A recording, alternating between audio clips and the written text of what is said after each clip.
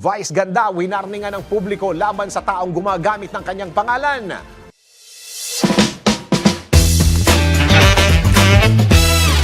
Para sa aking balitang showbiz, winarningan ni Vice Ganda ang publiko kaugnay sa mga taong gumagamit ng kanyang mga lumang video para makapang-scam. Ayon sa komedyante TV host, ginagamit na nasabing mga scammer ang kanyang mga lumang video. Sa kanyang social media account, sinabi ni Vice na may mga gumagamit ng lumang videos ko at nagpapanggap na ako para makapang-scam. Huwag po kayong paloko. Sinabi pa ni Vice na tanging ang verified accounts niya lang ang opisyal na ginagamit niya at kung may kaduda-duda o manong activity mula sa non-verified accounts na ginagamit ang kanyang pangalan ay i-report agad. Sabay sabi nito nang mag-ingat at maging mapanuri.